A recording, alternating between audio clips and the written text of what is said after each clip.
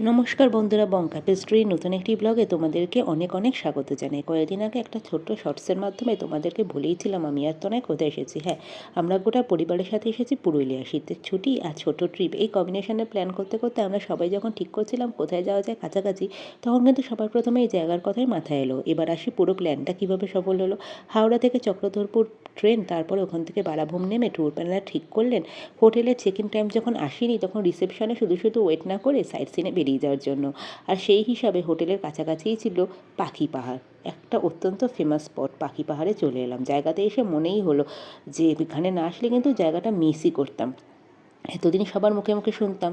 তনয় খুব এক্সাইটমেন্টের সাথে অনেকটা উঠে গেল আর উপরে উঠে সবার ছবি তুলবে বলে। পিসিরা, পিসেমশাই, কাকিমা কেউই আসেনি। ওরা ওয়েট করছিল নিচের। লোকাল এক দিদি পথ দেখিয়ে আমাদের নিয়ে গিয়েছিল। পাখি পাহাড়ে উঠতে উঠতে প্রত্যেকটা পাথরে এই সুন্দর শিল্পীদের কাজ আমাদের কিন্তু সত্যিই চোখে পড়লো। আর হ্যাঁ, এই কাজ কিন্তু সত্যিই অতুলনীয়। না আসলে বোঝাই যায় না ছবির মাধ্যমে কতটা আমি জাস্টিস করতে পারছি বলতে পারবো না। লোকাল দিদি আমাদের সব কিছু বলেই দিচ্ছিলেন। আমরা যতটাই চড়াইতে উঠছিলাম ততটাই দেখছিলাম এই অনন্য প্রতিভাগুলো। আমরা একে একে ধাপে ধাপে করে সবাই উঠছিলাম, সবাই সবাইকে কিন্তু সাহায্যই করছিলাম। আর দেখো তনয় এখানে সুন্দরভাবে ভিডিও করেছে, আমিও করেছি। আর এই দেখো তোমাদেরকে দেখাচ্ছি প্রত্যেকটা পাথরে কী সুন্দর করে এরকম খোদাই করা রয়েছে পাখির এই সৌন্দর্য নিদর্শনগুলো। যদি তোমরা কোনো সময় আসো পাখি পাহাড় কিন্তু মিস করো না। জানি অতটা ফেমাস স্পট না হলেও কিন্তু এই জায়গাটা আসলে তোমাদের মন ভরেই যাবে। প্রত্যেকটা পাথরে এরকম করে সুন্দর কাজ আমাদের কিন্তু এই বাংলায় আমি ফার্স্ট টাইমই দেখলাম। আর এর আগে আমি দেখেছিলাম অযোধ্যা ইলোরাতে। তোমরা অবশ্যই এসো। এখানে একে একে আমরা সবাই উঠছিলাম। আর এখানে উঠতে উঠতে কিন্তু প্রত্যেকটা পাথরে তোমরা এরকমভাবে সৌন্দর্য দেখতে পাবে। প্রত্যেকটা পাথর আমার সেভাবে ক্যাপচার করা হয়নি, কিন্তু তোমরা যতই উঠবে ততটাই দেখতে পাবে। এটা খুব ভালো জায়গা, এটাকে পাখি পাহাড় বলে। পাখি আঁকা রয়েছে, ওদের থেকে আপনারা নেবেন। একদম নেড়ুল্লাপুয়া। খুব ভালো। আপনারা শেয়ার করবেন ভিডিওটা। হ্যাঁ, আপনারা শেয়ার করবেন। তুমি এই এই অবস্থা সত্যি অপূর্ব জায়গা, অপূর্ব অপূর্ব।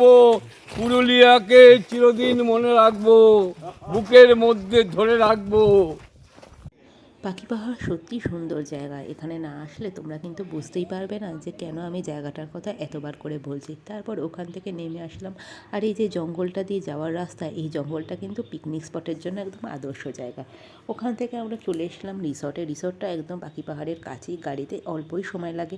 আমরা রিসর্টে তখন চেক ইন করলাম, কিন্তু আমাদের রুমটা পেতে একটু দেরি হয়েছিল, কারণ আমাদের রুমে অলরেডি তখন গেস্ট কিন্তু তখনও চেক আউট করেনি। তাই রিসর্টটা একটু ঘুরে ঘুরে দেখছিলাম। রিসর্টটার রিভিউ আমি অবশ্যই তোমাদেরকে একদম লাস্টের ভিডিওতে দেব। রিসোর্টটা সুন্দর সাজানো গোছানো। এখানে গিয়ে কাকু আর এখানে গুড়গুড়ি দোলনা ঝুলতে শুরুও করে দিয়েছিল।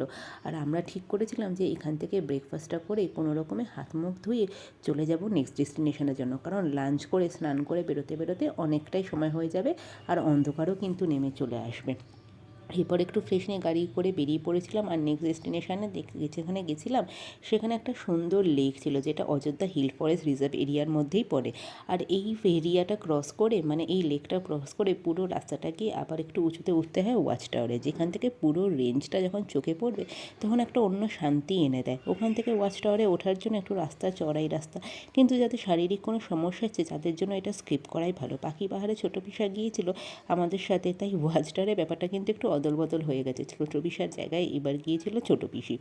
আর সেখান থেকে আমরা যখন ওয়াচ টাওয়ারে উঠছিলাম তখন কিন্তু রাস্তাটা অনেকটাই চড়াই ছিল। তারপরে সেই জন্য আমরা ঠিক করলাম যে যতজন পারবো ততজনই যাব, আর বাকি যারা বয়স্ক লোকরা রয়েছে আমাদের সাথে তারাই নিচে বসে আমাদের জন্য ওয়েট করুক। এই সুন্দর লেকটা দেখো, এই লেকটা দেখলেই কিন্তু আমাদের মন ভরে যাবে। আর এই লেকটা দেখে তনয় কিন্তু প্রায় পাগলই হয়ে গেছিলো। ও তাড়াতাড়ি করে ভিডিও করা, ফটো তোলা সব কিছু শুরু করে দিয়েছিল। আর আমি কিন্তু এই ড্রেসটা পরে রয়েছি, এটা কিন্তু ট্রেন থেকেই পরে রয়েছি, যেহেতু আমার চেক আউটে মানে আমাদের রুমের চেক আউটে দেরি হয়ে গেছিলো, সেই জন্য আমি খুব একটা চেঞ্জ করার টাইম পাইনি, কিছু ঠিক করার টাইমই পাইনি। সে যে আমি কোনোরকম ব্রেকফাস্ট করে বেরিয়ে গেছিলাম আমি, তনয় আর বাবা। আর এখানে কিন্তু একদমই ঠান্ডা ছিল না সকালবেলা। তোমরা যারা ভাবছো এখানে পুরুলিয়ায় প্রচুর ঠান্ডা, এখানে কিন্তু একদমই ঠান্ডা নেই। মানে দিনের বেলাতে ঠান্ডা নেই, শুধু একটা সোয়েটার আর জিন্স পরলেই এনাফ আমাদের জন্য। এই যে টাকা ওইদিকে। আচ্ছা, বলছি আমরা কোথায় এসেছি? এটা হামুদা জায়গাটা দারুণ ছিল। তারপরে আমরা হাঁটতে হাঁটতে জঙ্গলের রাস্তাটা দিয়েই ওয়াচ টাওয়ারে যাওয়ার জন্য উঠছিলাম। আমি, বাবা, তনয়, পুচকি, ছোট পিসি, তারপরে বৌদি আর দিদিরা সবাই মিলে আমরা ওয়াচ টাওয়ারের জন্য যাচ্ছিলাম। আর এই দেখো রাস্তাটা কিন্তু অনেকটাই খারাপ। হ্যাঁ সত্যি, যাদের একটু শারীরিক সমস্যা আছে তাদের কিন্তু এটা স্কিপ করাই ভালো। উঠতে উঠতে কিন্তু যখন আমাদের রেঞ্জটা চোখে পড়ছিল তখন আমাদের খুব সুন্দর লাগছিল, ওটা বলে বোঝানো যাবে না। আর এই দেখো অবশেষে কিন্তু ওয়াচ টাওয়ারটা চলেও এসছে। এর ওপরে উঠে উঠে যখন এই প্রত্যেকটা সৌন্দর্য তোমাদের চোখে পড়বে তখন একটা আলাদাই শান্তি এনে দেবে। আর এইখানে আমি ভিডিও করছিলাম বলে আমি সবার শেষে উঠেছি। অনেকক্ষণ আগেই তনয় কিন্তু গুরুকুরিকে নিয়ে উঠেও গিয়েছিল, আর তনয় ওখান থেকে যখন উঠে গিয়েছিল তখন আমাকে বললো ওর আর গুরুকুরির একটা ছবি তুলে দিতে। এই দেখো ওরা দাঁড়াচ্ছে আর আমাকে বলছে এখান থেকে ছবি তুলে দিতে। এবার ওরা অনেকটা উপরে উঠে যাওয়ার পর, একদম টপে চলে যাওয়ার পর আমি আস্তে আস্তে করে একটা ধাপ এগিয়ে এগিয়ে যাচ্ছিলাম। যেহেতু আমি ভিডিও করছিলাম সেই জন্য অত স্পিডে যাইনি। এখান থেকে এক একটা ধাপ যখন উঠছি তখন এক একটা সৌন্দর্য চোখে পড়ছে। আর যখন পুরোটা উঠলাম তখন এখান থেকে যে ভিউটা, সেই ভিউটা এখানে না আসলে কিন্তু তোমরা মিসই করে যাবে। যখনই কোনো সময় পুরুলিয়া আসবে এই জায়গাটা কিন্তু অবশ্যই এসো। এটা অযোধ্যা হিল ফরেস্ট রিজার্ভ এরিয়ার মধ্যেই পড়ে। আর এই দেখো পুরোটা ঘুরিয়ে দেখাচ্ছি, আর তোমরা বুঝতেই পারছো যে এটার হাইটটা কতখানি। আর একদম টপে উঠে যখন অন্যান্য লোকেরাও অনেক ভিড় ছিল, সবাই ফটোশ্যুট করছিল, সেই জন্য আমরা একটু ওয়েট করছিলাম যে জায়গাটা কখন ফাঁকা হয় আর আমরাও একটু রিলস ভিডিও এসব করব, ফটো তুলবো।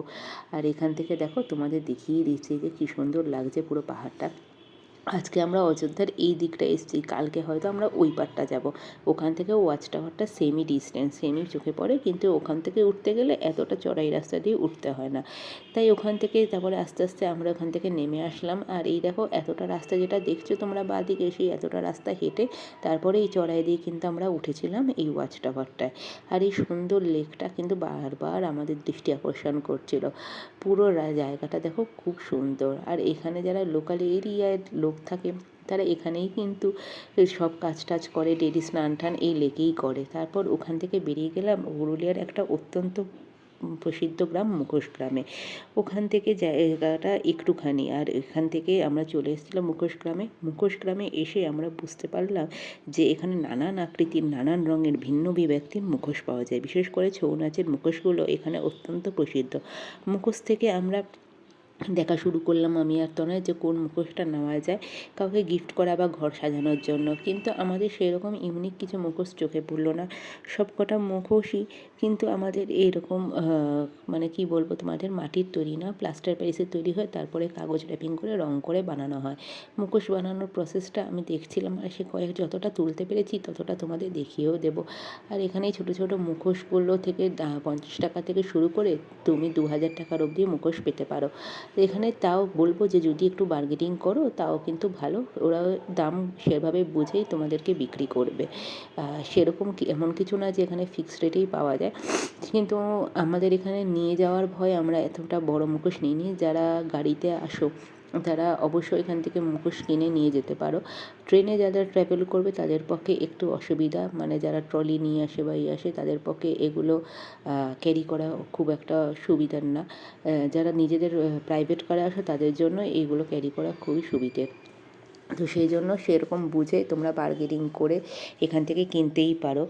আর এই ছৌ নাচের মুখোশগুলো এখানে অত্যন্ত প্রসিদ্ধ। মুখোশ থেকে শুরু করে ধাপে ধাপে এখানে কীভাবে তৈরি হচ্ছে সেই জিনিসগুলো আমরা বুঝতে পারলাম এখানে এসে। তনয় এখানে কয়েকটা মুখোশের বার্গেনিং করছিল, কিন্তু ওর অতটা পোষায়নি বলে মানে চলে গিয়েছিল। আমরা অন্যদিকে, আমার আর তনয়ের মুখোশের থেকে বাঁশ আর কাঠের গয়নার দিকে নজর বেশি গিয়েছিল, কারণ এখান থেকে এই ডোকরা, তারপরে হলো কাঠের গয়নাগুলো, এই কাঠের গয়নাগুলো এখানে বিখ্যাত। তো সেই জন্য তনয় ওর দিদিদের জন্য আর আমি আমার বন্ধুবান্ধবদের জন্য কয়েকটা কাঠের গয়না দেখছিলাম। যেটা এই তোমার মুখোশ গ্রামের ভেতরেই ওই দোকানটা রয়েছে। তো আমি তনয়কে বললাম যে চলো ওখান থেকে গিয়েই আমরা গয়না কিছু দেখি। তো সেই জন্য আমরা ওখান থেকে তারপরে বেরিয়ে গিয়েছিলাম, সেখান থেকে গয়না কিছু কেনাকাটা করলাম। আর এখানে মুখোশ গ্রামটা প্রত্যেকটা মানে বাড়িতে বাড়িতেই আর কি মুখোশের কাজ হয়, তোমরা আসলেই সেই জায়গাটায় বুঝতে পারবে। আর এখানে রেট মোটামুটি সব দোকানে একই রকম। কোনো দোকানে কম বেশি কিছু নেই, তোমাদের বার্গেনিং করতে হবে। আর এই গয়নাগুলো হ্যাঁ তোমরা বলতেই পারো যে এগুলো কলকাতাতেও আমরা পেয়ে যাব, কিন্তু যাই হোক কয়েকটা গয়না ছিল ফেমাস, যেমন কয়েকটা কাঠের গয়না, ডোকরার গয়না, সেই গয়নাগুলো কলকাতায় কিন্তু পাওয়া যায় না, সেগুলো ওদের বললে ওরা অনেক সময় দেখায়। তো সেই গয়নাগুলো আমি আর তনয় দেখছিলাম, তনয় কয়েকটা নিয়েছে আর আমিও কয়েকটা নিয়েছি, তারপরে আরও এই একটু আগে সব কিছু ঘুরে টুরে তোমাদের তো দেখালাম মুখোশগ্রাম আর বাদ বাকি সেই ড্যাম সব কিছু ঘুরে টুরে একটু আগে হোটেলে এসেছি আর স্নান করলাম, কারণ কালকে সকালে স্নান করেছি তারপরেই স্নান করলাম, ট্রেনের সব কিছু টায়ারনেস সব কিছু ছিল। তো এখন তনয় এখন রেডি হতে গেছে স্নান করে, আর আমরা এখন খাবো, এই সবাই খেতে বসে গেছে, বাদ বাকি এই যে বাদ বাকি সবাই, আর আমরা এখন খাবো, খেয়ে তারপরে এখানেই থাকবো, হোটেলেই থাকবো, আজকে কোথাও যাওয়ার প্ল্যান নেই। এই যে গুড়গুড়ি চলে এসেছে, আমাদের আজকে কোথাও আর যাওয়ার প্ল্যান নেই, আমরা আজকে এখানেই থাকবো, সন্ধেবেলা এখানে আমরা সব নিজেদের মতো গল্প আড্ডা সব কিছু করবো, কারণ পুরো যে হোটেলটা দেখছি পুরোটাই আমরাই রয়েছি।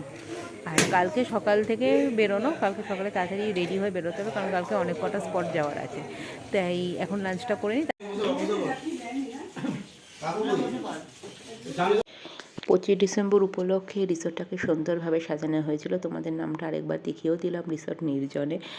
এটা বারাভূম স্টেশন থেকে কিছুক্ষণের ডিস্টেন্সেই অবস্থিত, মাথা ফরেস্ট রিজার্ভ এরিয়াতে এই পরে রিসোর্ট নির্জনেটা। গুগল ম্যাপসে গিয়ে তোমরা সার্চ করলেই পেয়ে যাবে, আর রিভিউ অত্যন্ত ভালো। আমরা তো ফার্স্ট টাইম এসেছিলাম, কিন্তু যখন ফার্স্ট দিনের এই পরিষেবাটা দেখলাম তখনই বুঝলাম যে হ্যাঁ এইখানে আমাদের 3 দিন আরও এক্সট্রা থাকতে কোনো রকম কোনো অসুবিধা হবে না, একদম বাড়ির মতোই, আমরা যখন যেরকম জিনিস চেয়েছি সেরকমভাবেই ওরা নিয়ে আসার কিন্তু পুরো বন্দোবস্ত করেছে। আর যত রাত বাড়ছিল তত আমাদের এখানে উৎসাহও বাড়ছিল, এখানে গান চালিয়ে আমরা নিজেদের মতো টাইম স্পেন্ড করেছিলাম, কারণ পুরো রিসর্টটায় আমরা ছাড়া আর কেউই ছিলাম না, আমাদের পুরো ফ্যামিলিই ছিল। আর এখানে ওরাও কিন্তু আমাদের দেখভালে কোনো রকমের ত্রুটি রাখেনি, সত্যি কথা বলতে আমরা যা চেয়েছি যেভাবে চেয়েছি, স্ন্যাক্স বলো, লাঞ্চ বলো, ডিনারে বলো, ওরা সেই জন্য সেরকমভাবেই ব্যবস্থা করে দিয়েছে। এখানে বাবা আর ছোটো বিষয়ে আগুন জ্বালিয়ে এখানে শীতের আমেজটা উপভোগ করছিল, যেটা দেখতে খুব ভালো লাগছিল। আর সবাই এখানে নাচ গান সব কিছুর মাধ্যমে আনন্দ করছিল। আর হ্যাঁ রিসর্ট থেকে একটা সারপ্রাইজ প্ল্যান করা হয়েছিল, যেহেতু 25 ডিসেম্বর, সেই জন্য আমাদের ছোট্ট সদস্যকে দিয়ে কেক কাটানো হয়েছিল। যাই হোক, আজকের ভিডিওটা এখানেই শেষ করছি, কেমন লাগলো তোমরা অবশ্যই জানিও, ভালো লাগলে অবশ্যই চ্যানেলটা সাবস্ক্রাইব করো। পুরুলিয়ার আরও ব্লগ নিয়ে আমি আসছি নেক্সট এপিসোডে, ততক্ষণের জন্য ভালো থেকো, সুস্থ থেকো, সবার সাথে ভালোভাবে টাইম কাটিও, দেখা হবে নেক্সট ব্লগে, টাটা।